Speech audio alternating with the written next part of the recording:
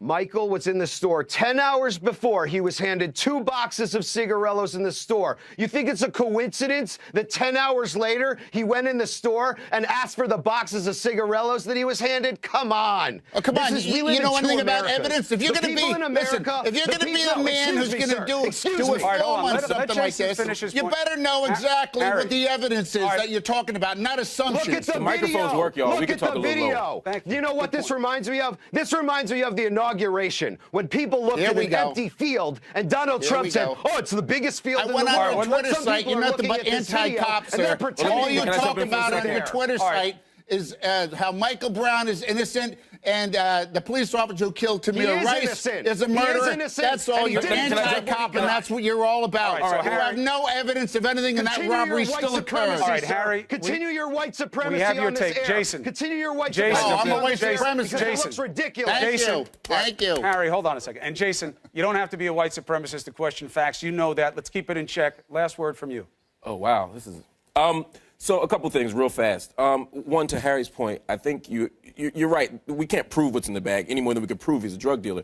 But we do look at circumstantial evidence. And if someone is sniffing a bag, testing it, it's probably not baby powder. It's probably not cologne. We could probably make the argument, particularly if somebody's buying blunts. Let me finish. I get the last word. You don't get a nickel bag for $200 worth of cigarillos. Come on. I'm not saying you do. It's $20 a cigarillo. Yeah, why do you say it's 2 boxes? It's 20 bucks. Those are 2 giant boxes, and they have several packs in those boxes. It was about $20. It was about $20 worth, based on what I've heard. But again, that's just based on the evidence.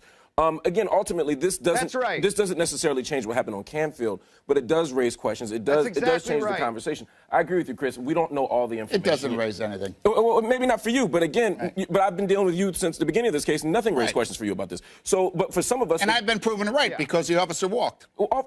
Every officer. Very much. Oh, you've been proven right. Just because the officer walks doesn't mean that you're right, unless you're.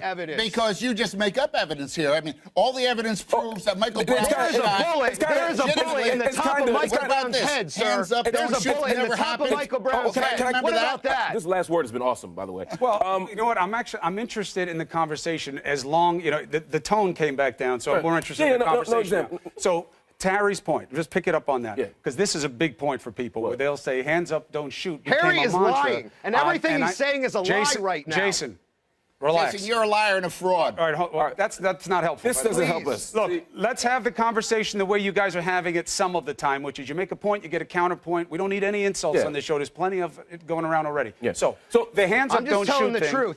Chris, your viewers know that he's lying. Jason, I'm just telling the truth. Our viewers are smart. They make their own judgments. You don't have to presume it for them. Let's keep the conversation going. That's right.